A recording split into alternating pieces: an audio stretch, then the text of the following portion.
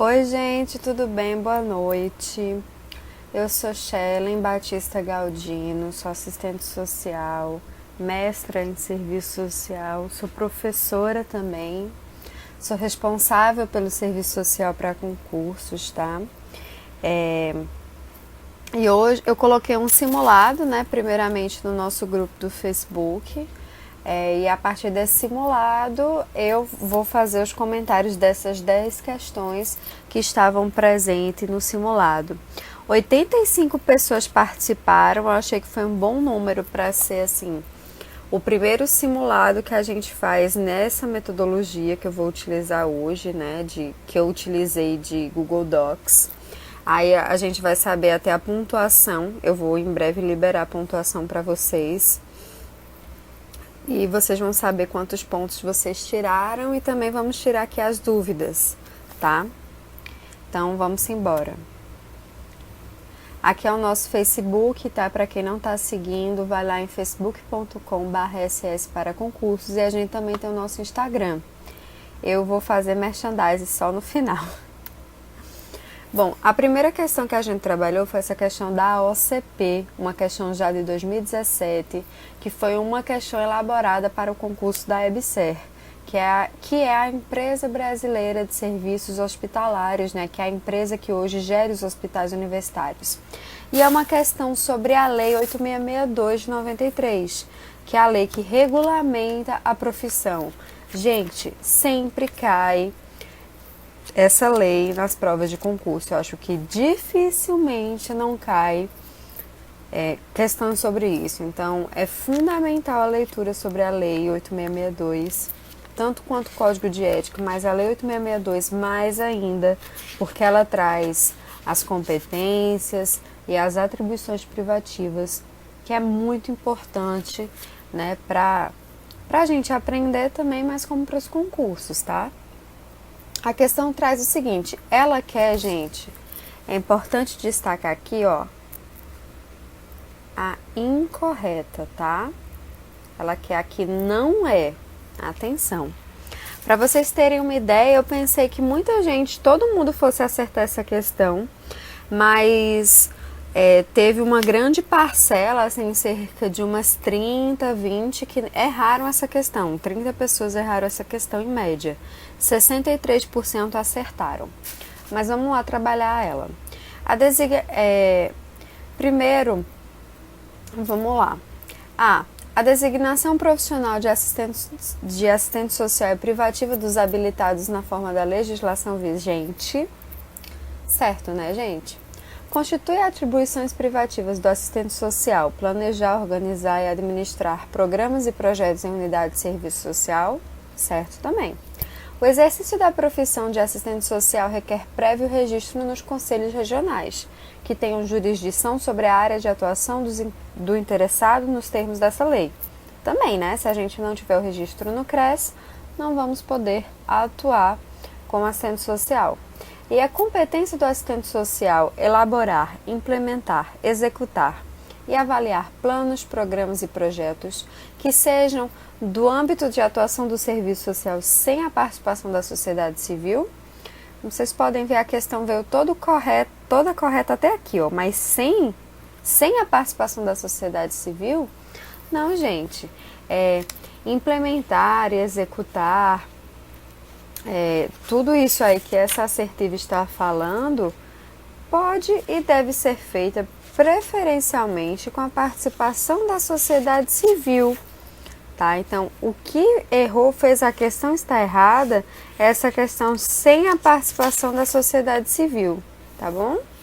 Então, por isso que ela é incorreta e por isso que ela é o nosso gabarito. Letra D é o que você deveria marcar. Letra E. Constituem atribuições privativas do assistente social realizar vistorias, perícias, técnicas, laudos periciais, informações e pareceres sobre a matéria de serviço social? Com certeza. Só o assistente social pode fazer parecer social, laudo social, perícia social, enfim. Mas eu vou aqui, né, agora fazer os comentários. Vamos lá. A designação profissional de assistente social é privativa dos habilitados na forma da legislação vigente.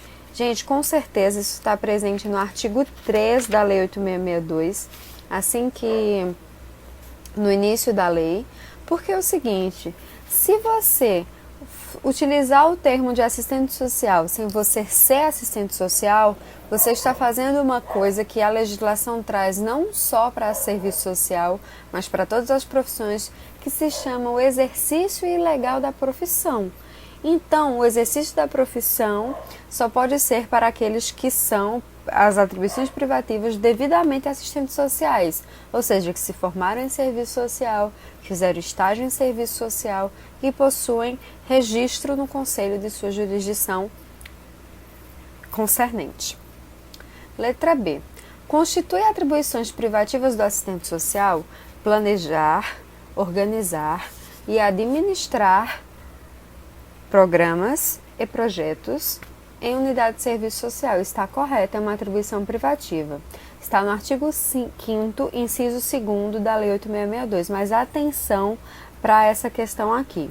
Existe também uma competência profissional que é bastante similar a essa, que diz que é uma competência do assistente social planejar, organizar e administrar benefícios e serviços sociais. A diferença é que o inciso 2º traz que só o assistente social pode fazer isso em unidade de serviço social, tá, gente? Quando a unidade é do serviço social, só o serviço social pode fazer. O exercício da profissão de assistente social requer registro prévio nos conselhos regionais que tenham jurisdição sobre a área de atuação do interessado nos termos desta lei. Com certeza, gente. Quando a gente se forma numa graduação, a gente recebe o diploma e a gente deve, depois que receber o diploma, se registrar no Conselho Regional da Profissão. Não só o serviço social tem que fazer isso, gente, mas todas as profissões têm os seus determinados conselhos. Então, o exercício da profissão, mesmo que você seja formado em serviço social, se você não tiver o número do seu registro do conselho, você não é considerado um profissional, você é apenas um bacharel. Então, é muito importante que você tenha o registro no conselho para fazer atuar profissionalmente. A letra D a gente já comentou, né, que essa questão do sem a participação da sociedade civil é que está errado. A Lei 8662 traz no artigo 4 que isso é uma competência profissional, mas com a participação, tá, gente? A sociedade civil tem que participar. Letra E.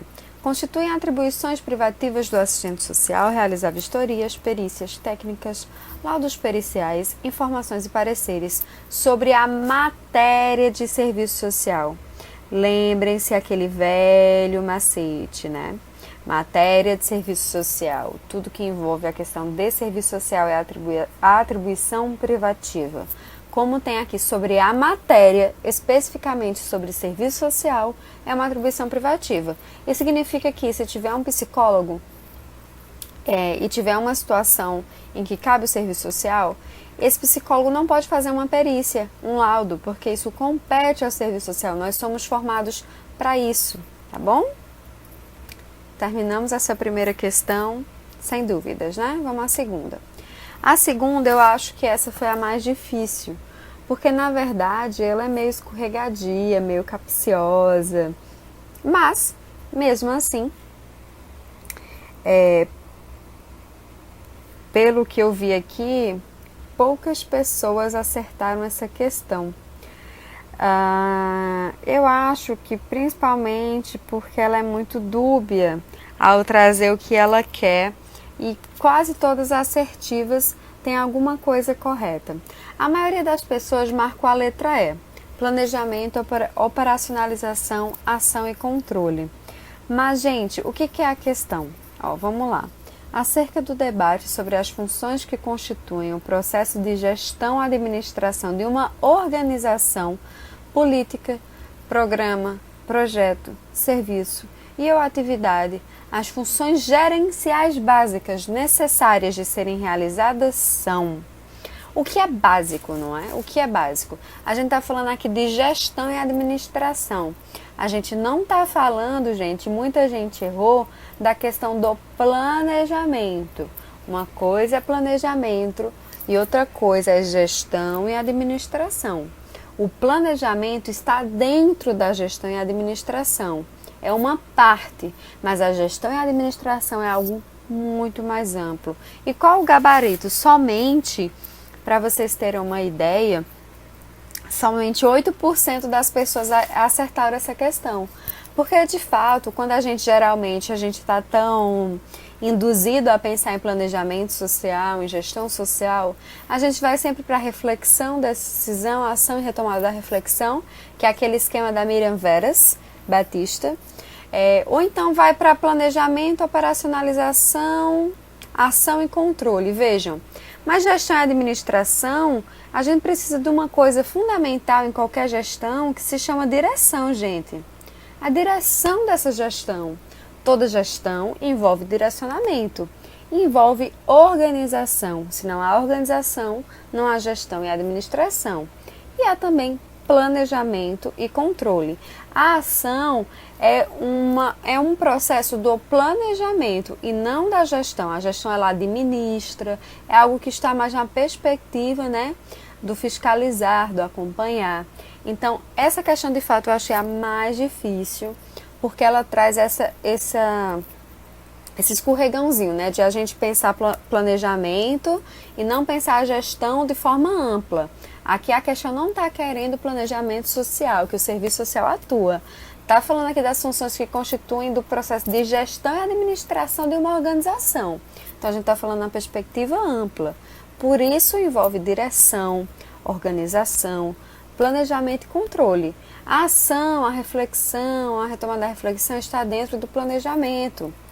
E, enfim, embora todos tenham assertivas corretas, a que corresponde o que a questão realmente que é a letra B. Somente pouquíssimas pessoas acertaram. Essa questão aqui, gente, ela é, salvo engano, do TRE de São Paulo. Tá? Essa prova já foi em 2017, da Fundação Carlos Chagas. Questão 3. Também da Fundação Carlos Chagas, TRE São Paulo, de 2017. A reestruturação capitalista, que a partir dos anos 1940 estabeleceu uma outra forma de organização sociopolítica, foi resultante de um pacto entre Estado, mercado e setores da classe trabalhadora para enfrentar a crise que estendia desde 1929. Esse pacto foi denominado de quê? Então, o que eles estão falando? Em 1929 teve a crise, como a gente sabe, aquela crise, e que com o passar dos anos essa crise ela reformulou, foi necessária uma reformulação da produção capitalista, que ocorreu em 1940. E o que foi? Que pacto é esse? Letra A, Fordismo. Fordismo é o próprio modo de produção, né, gente? Letra B, foi o toyotismo? Letra C, foi o taylorismo? Letra D, foi o keynesianismo? Ou letra E, foi o neoliberalismo? Bom, o gabarito é, obviamente, letra D, keynesianismo. Vamos saber por quê. A assertiva fala em Fordismo. De fato, como a gente sabe, o keynesianismo ele aliou o Fordismo com a perspectiva de regulação social. Fordismo é aquela produção em massa, consumo em massa. Mas foi ele, de certo modo, que entrou em crise em 1929, gente. Esse modelo, né, de produção em massa, consumo em massa, foi o que entrou um pouco em crise na industrialização em 1929. A questão foi reformular o Fordismo. Então, por isso que, apesar do Fordismo fazer parte desse pacto, ele é apenas um adendo desse pacto. Ele foi reformulado. Então, por isso que a letra A está incompleta. Tá bom? Letra B. Toyotismo. Gente, o toyotismo é bem mais recente. Ele não é dos anos 40, ele é dos anos 70. Foi a partir da reestruturação produtiva de 1970, quando já o keynesianismo entrou em crise, porque lembrem-se, o keynesianismo continuou a produção em massa com consumo em massa, porém com uma maior regulação social do Estado. Isso entra em crise na década de 1970. Então vamos fazer um novo pacto, vamos fazer uma nova reestruturação produtiva.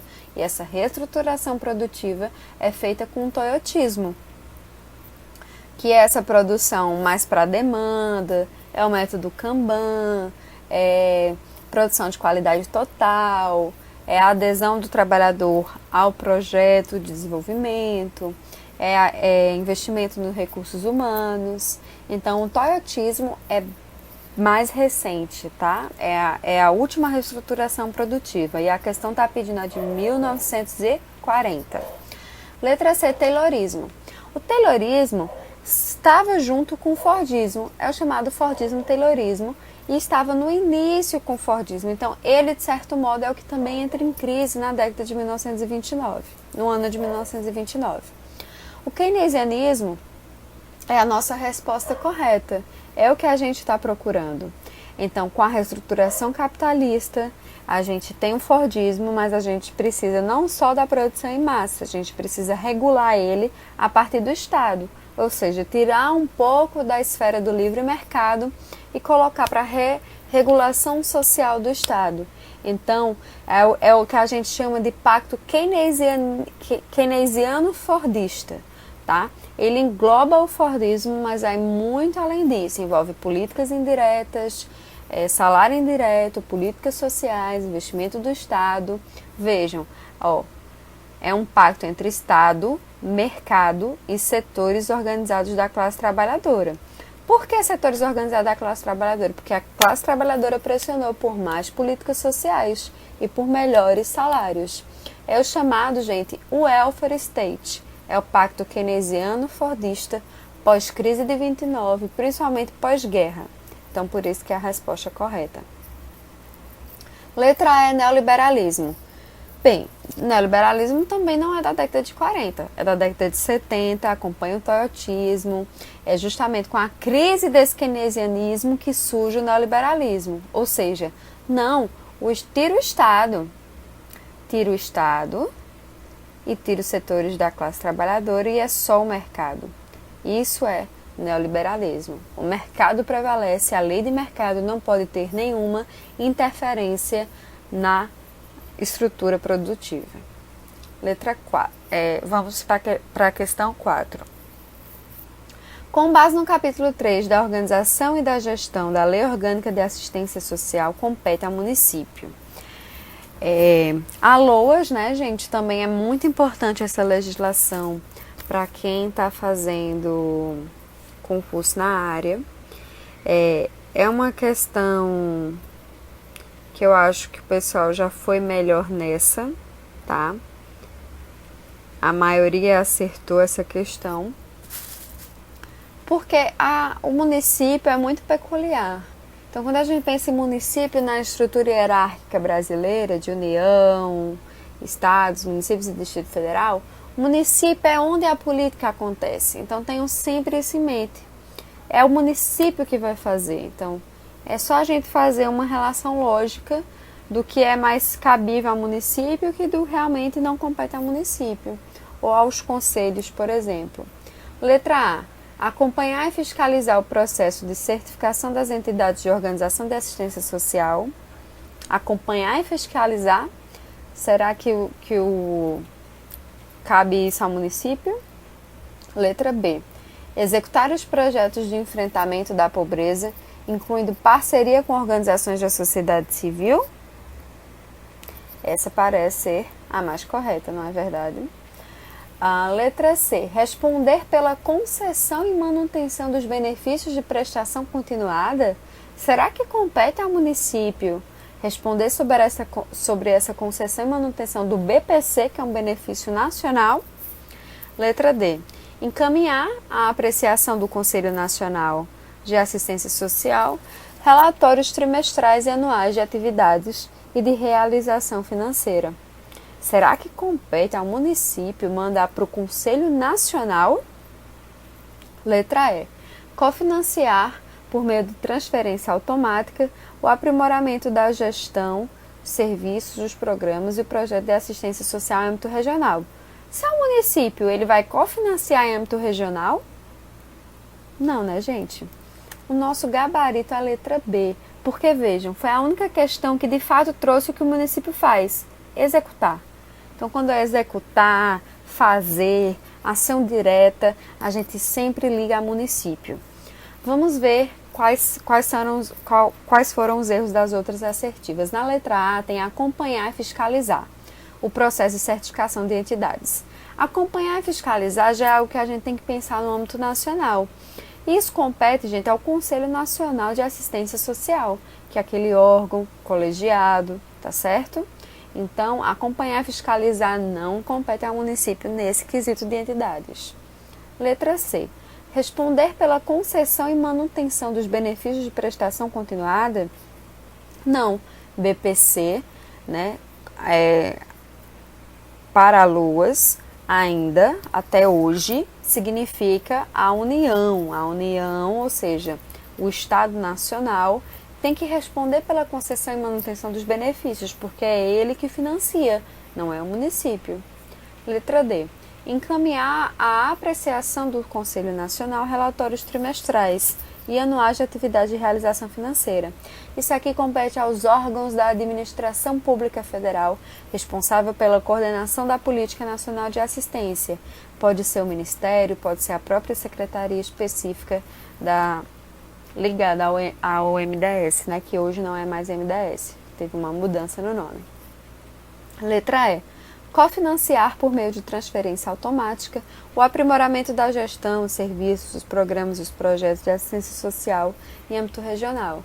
Isso compete à União. A União vai cofinanciar junto com os estados, os municípios e com o Distrito Federal a gestão, os serviços, os programas. Então não é o município. O município são coisas bem diretas. Destinar recurso financeiro para custeio dos benefícios eventuais, tá? Município, benefícios eventuais. União, benefício de prestação continuada.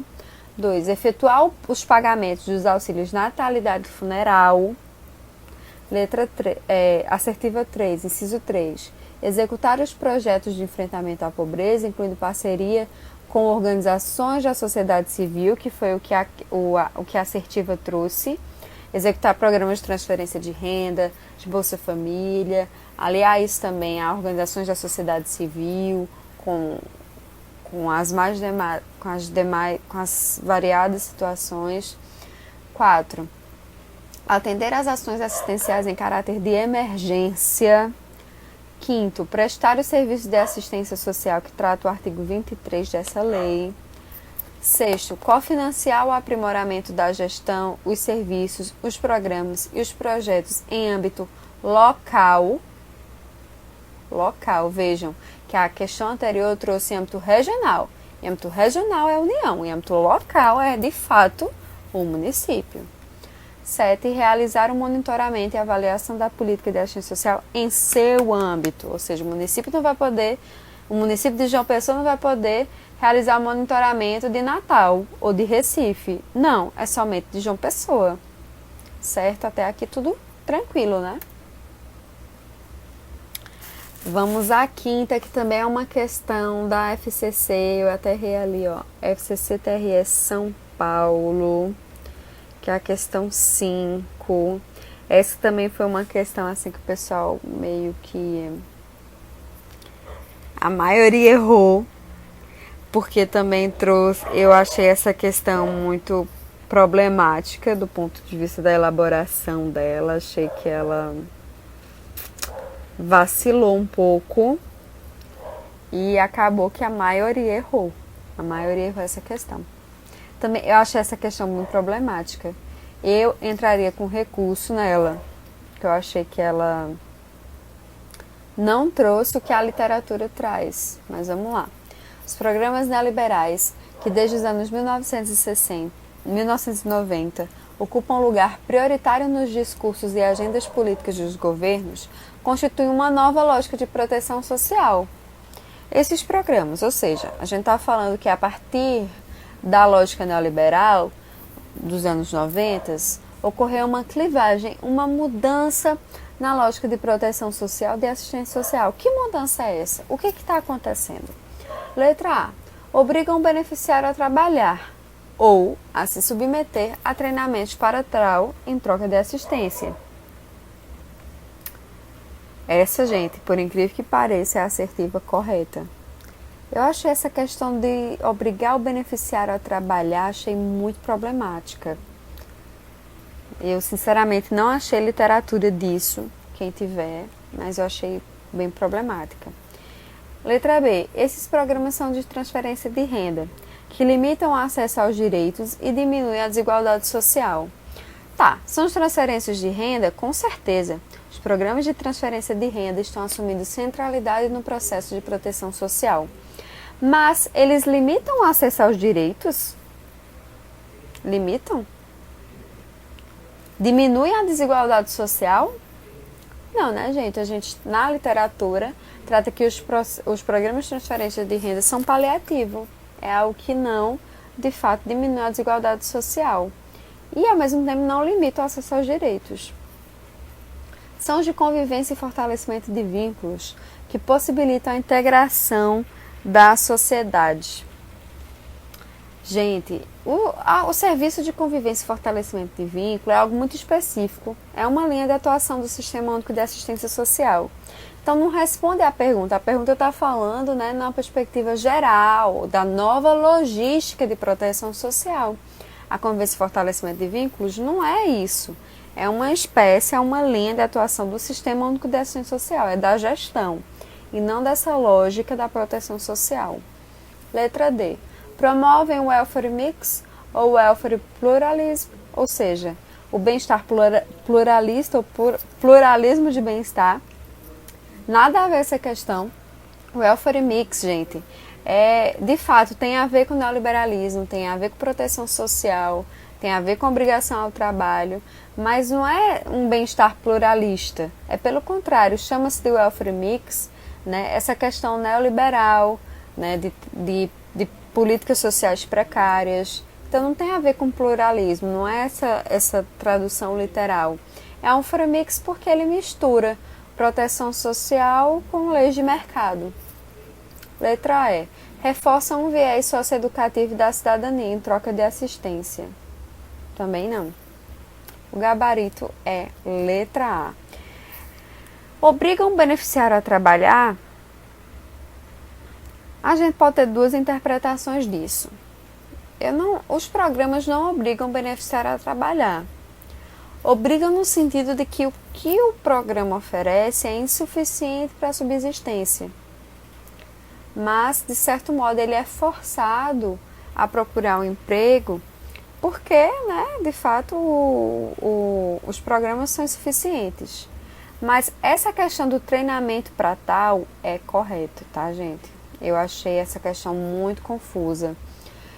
De fato, é investido nos programas de assistência nessa nova lógica, o treinamento para o emprego. Então, você está no programa de assistência social, mas você tem que fazer um curso de aperfeiçoamento, você tem que se inserir em algum programa, você tem que inserir seus filhos em um programa de erradicação do trabalho, no Bolsa Escola, tem que levar eles para vacinar. Então, a questão é o seguinte, eu penso que apesar do gabarito ser letra A, nenhuma está correta na minha avaliação, porque quando traz uma cor, é como se a segunda assertiva sempre anulasse a primeira. Eu particularmente não gosto dessa questão, né, de que essa leitura de que obrigam o beneficiário a trabalhar, eu achei isso muito confuso. Mas é a assertiva correta da Fundação Carlos Chagas. A Fundação Carlos Chagas geralmente tem esse perfil de trazer questões nesse sentido, assim, de que confundem bastante o candidato, pegam uma leitura de um autor específico. Deve ter algum autor que trata isso. Mas, sinceramente, né, eu não sei. Não sei se entraram com recurso e essa questão pode ser anulada, mas o gabarito é letra A, o oficial, por enquanto, né? Mas eu penso que não vai ser anulada por causa dessas outras leituras que há. Sexta, é da UFSB, tá? também de 2017. A partir dos anos 40 do século passado, o emergente serviço social brasileiro, marcadamente doutrinário e conservador, inicia seu processo de tecnificação. Essa aqui, a ampla maioria acertou, mais de 50%. Mas vejam, também é uma questão muito fácil. Essa aqui é muito fácil. A questão está dizendo, olha, a partir dos anos 40, o serviço social sai da perspectiva doutrinária conservadora e encontra uma nova perspectiva, da qual ele se tecnifica e profissionaliza. Qual é essa perspectiva de tecnificação? A gente chama, isso de positivismo. Foi o contato com o positivismo que tecnificou o serviço social, porque antes dessa tecnificação, o serviço social era o quê? Doutrinário e conservador. Então, gente, vamos às assertivas. Letra A. Ao entrar em contato com o serviço social norte-americano, correta. Esse é o nosso gabarito. É entrar em contato com o serviço social norte-americano, que até hoje é muito técnico, que o serviço social inicia seu processo de tecnificação. Letra B. Por influência do serviço social franco-belga? Não, pelo contrário. Ele está saindo da perspectiva franco-belga. Letra C. Ao adotar os referenciais teóricos do serviço social latino-americano? Não, também. Letra D. Pela influência do movimento de reconceituação? Não, porque o movimento de reconceituação não é nos anos 40, é na década de 1960. Letra A, o nosso gabarito. Ao entrar em contato com o serviço social norte-americano, positivismo, que vai, de fato, é a primeira teoria da qual o serviço social brasileiro tem contato. Porque antes nós não tínhamos teoria, gente, teoria científica. A gente tinha um contato doutrinário e conservador, que era qual?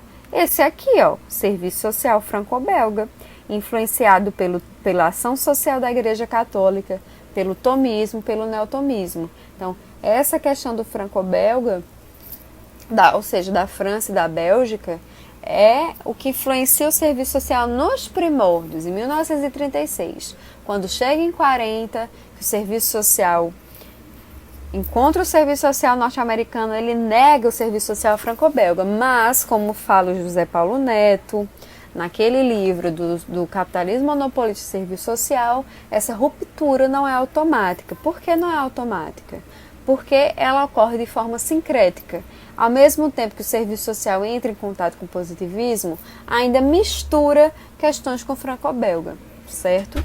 E quando a gente pensa em ações franco-belga, a gente não pode considerar o serviço social franco-belga como teoria, porque não era teoria, não era ciência, era ação social, doutrinação, valorização, questão do valor da pessoa.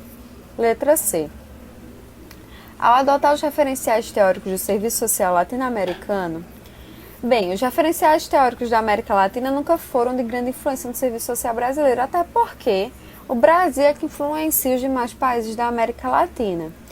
Então, porém, foi com a efervescência política da América Latina nos anos 70, com os processos de ditadura, de luta pela democracia, que se vê a necessária mudança do serviço social na América Latina. Então, esse contato com a América Latina influenciou o serviço social no movimento de reconceituação e não no processo de tecnificação, tá certo? Letra D. Pela influência do movimento de reconceituação. Não, o movimento de reconceituação, primeiro que não é na década de 40 e depois porque o serviço já está tecnificado. Ele quer fazer uma mudança nessa tecnificação, quer uma reorientação teórica, metodológica e ética para o serviço social. Vamos ao 7. Essa aqui também, mais de 50 pessoas acertaram essa pergunta, mas ainda 50%, ou seja, cerca de 40 pessoas erraram. Vamos entender essa questão. Também da UFSB. Embora não hegemônica, emerge no âmbito do serviço social, nos anos 80 do século passado, uma perspectiva teórico-metodológica que privilegiava a dimensão dialógica da prática profissional, a valorização do sujeito singular e do vivido humano. Qual é essa perspectiva? Bem, gente, eu só acho que não foi nos anos 80, foi um pouco antes. Mas essa perspectiva que fala de diálogo, de vivido humano, sujeito singular, pessoa, é fenomenologia. O gabarito é a letra A, fenomenologia. Porque funcionalismo, ele não tem essa questão do sujeito, do vivido, do diálogo, é do sistema, é da estrutura funcional do sistema. O positivismo, pior, não liga para o sujeito tem que se adaptar ao sistema. Tem a questão do controle, da neutralidade. E a marxista tampouco. Marxista não envolve questão do diálogo, da valorização do sujeito singular, é uma questão de classe. Então lembrem-se sempre que a gente falar de dialógica, de valorização do sujeito singular, do vivido humano, a gente está falando de uma prática fenomenológica que ocorreu no serviço social de forma muito precária, sem a leitura dos autores clássicos da fenomenologia. Então, quando a gente pensa em fenomenologia, a gente pensa numa abordagem, né, que está sempre querendo privilegiar a pessoa, não a classe, não a questão social, não a estrutura, não o sistema, mas somente a pessoa. A transformação é individual, tá certo? A questão 8. Que a maioria das pessoas erraram essa questão, gente. Não sei o motivo desse erro. Somente 20 pessoas acertaram, ou seja, 15 pessoas acertaram essa questão, mas porque não prestaram atenção no enunciado da questão. Vão marcando assim, né? Aquela que vê primeiro, que acha que é a correta, e erra a questão. E é nesse momento, gente, que você vai perder a sua vaga. Porque se você não presta atenção no enunciado da questão, você vai errar a questão e você vai perder a sua vaga. Porque uma ou duas questões fazem muita diferença num concurso público. Aqui, o que traz a questão? É reconhecido por seu compromisso com a classe trabalhadora, certo? Elegendo como valor ético político central e como primeiro a romper. O primeiro a romper. Nossa, minha coordenação motora tá péssima. Com o histórico conservadorismo dos códigos de éticas profissionais brasileiros. Gente, foi em 65? Não, porque 65 era ainda na perspectiva conservadora. Foi 75? Não, porque 75 estava ainda na perspectiva conservadora. Foi de 86? Com certeza, gente. O primeiro a romper com o histórico conservadorismo dos códigos de éticas profissionais foi o de 1986. Vejam a data. Ele é fruto, né, do processo do movimento de reconceituação, das mudanças teórico-metodológicas do serviço social, da aproximação do serviço social com os movimentos de luta da classe trabalhadora. Então, ele foi o primeiro a romper com o histórico conservadorismo, 1986. Aí você vai dizer, não foi 93? Não, não foi 93. 93 é um código que é melhorado do de 86 pós-Constituição, porque a Constituição trouxe novos marcos da Seguridade Social, então o 86 ficou, abre aspas, desatualizado com o marco principal do nosso país, que é a Constituição Federal de 88. Eita, mas está descarregando. Então prestem atenção, o de 1986 é o primeiro a romper com o histórico conservadorismo. Oi, gente, voltei, meu computador descarregou. Como eu estava falando, o de 1993, ele apenas rompe, né? Ele, na verdade, ele atualiza, certo? 93 é uma atualização de 1986, que é o primeiro a romper com o conservadorismo da profissão.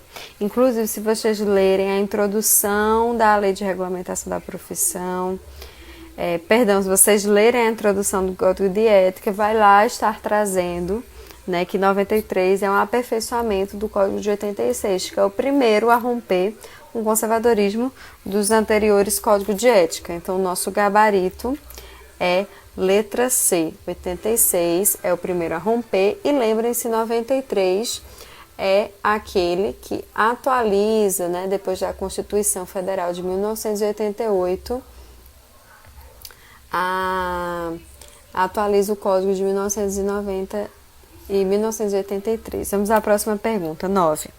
Promover a redução da desigualdade com redistribuição, reconhecimento e representação, propiciar o investimento em políticas sociais e educacionais como fatores estratégicos para a inclusão econômica formal de segmentos da população com baixíssimos rendimentos e para a melhoria na distribuição de renda no sentido de minimizar as assimetrias das desigualdades causadas pela globalização dos mercados, constituem os objetivos de políticas e ações desenvolvidas na América Latina na primeira década do século XXI.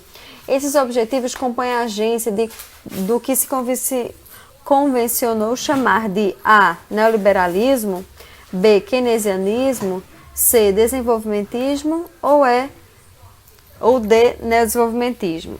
A maioria das pessoas acertaram essa questão, certo? 40% acertaram, 48% acertaram, é um bom número, e as demais foram em outras alternativas. O gabarito, gente, é a letra D, neodesenvolvimentismo. Por que não é o neoliberalismo? O neoliberalismo, não, a priori, é ele que causa essa desigualdade, essa assimetria na América Latina.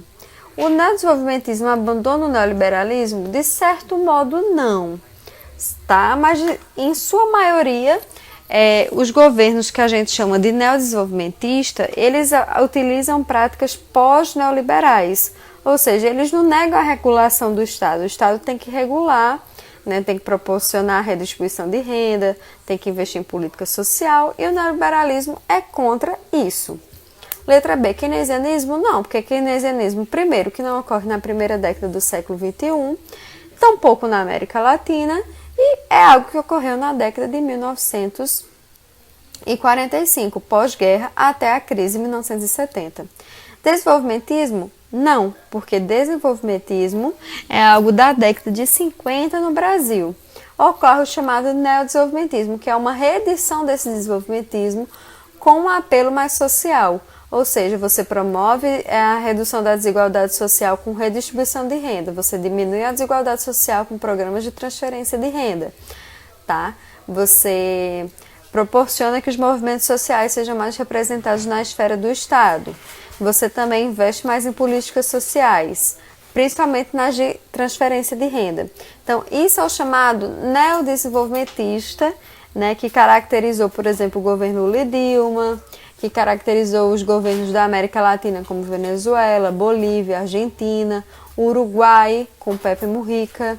Então, sempre que a gente pensa em América Latina, redução das desigualdades sociais com redistribuição de renda, a gente está falando de neodesenvolvimentismo. Próxima questão. Utilizada para designar a crise da sociedade salarial nos países centrais, não encontra respaldo na literatura hegemônica do serviço social brasileiro, por não se aplicar à realidade nacional. Essa categoria Gente, a maioria das pessoas erraram essa questão, apenas 30% acertaram. E muita gente colocou o welfare state, não tem nada a ver o welfare state, tá, gente? A gente está falando aqui de crise da sociedade salarial. O que era a sociedade salarial? Era a sociedade que se conformou para esses autores, né? Com o welfare state, ou seja, com produção em massa, consumo em massa e altos salários para os trabalhadores. Mas aqui ele está falando de crise dessa sociedade. Essa sociedade quebra com a crise de 1970 e tem a reestruturação produtiva. Isso é um estado mínimo? Letra A. Letra B, questão social. Letra C, a nova questão social. Letra D, o welfare state. Ou letra E, práticas terapêuticas, que não tem nada a ver com a história. O gabarito é a letra C. É a chamada nova questão social. Alguns autores, como Rosa Valon, Robert Castell, dizem que com a quebra da sociedade salarial, com a crise do welfare state, né, a gente tem uma mudança de paradigma. Isso significa que aquela questão social que a gente tratava até 1970, ela não tem mais respaldo na realidade, porque agora se tem uma nova questão social. Até José Paulo Neto tem um apêndice naquele livro Capitalismo Monopolista e Serviço Social, tem assim, 5 notas a propósito da questão social, que foi uma palestra que ele deu no IMPES, e que ele vai dizer o seguinte, que a questão social é a mesma, ela não é nova, porque em essência o que permanece é a desigualdade entre capital e trabalho, a riqueza socialmente produzida. Então, essa categoria, vejam o que está falando aqui, para designar a crise da sociedade salarial nos países centrais, não encontra respaldo na literatura hegemônica do serviço social, porque para a gente, hegemonicamente, ainda é questão social. Para esses autores, com a crise da sociedade salarial, surge uma nova questão social. Não é Estado mínimo, né? Porque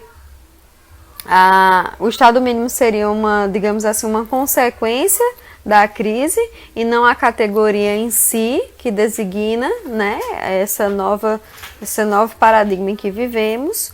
Não é welfare state também, tampouco práticas terapêuticas, que não tem nada a ver com o contexto da questão. Então, quando a gente fala em sociedade salarial, a gente está falando em welfare state, de fato. Mas para designar a crise, o que a gente fala que aconteceu com essa crise? Mudanças, né? Aí esses autores falam que é uma nova questão social, porque não existe mais classe trabalhadora, enfim, é uma série de uma discussão bem complexa.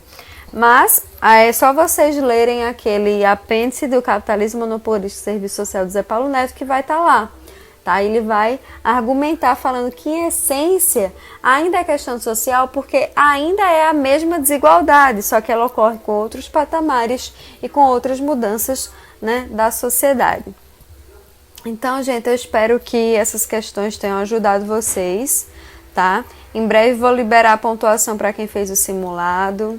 E o merchandising agora, né, para quem não tem ainda nossas apostilas, pode adquirir aqui com a gente, tá? A gente tem 4 apostilas, só falar no nosso WhatsApp, só falar comigo, eu sou Shellen, fala no nosso Instagram. A gente tem uma apostila com 500 questões comentadas, muito boa. E é isso, gente. Um beijo e até a próxima.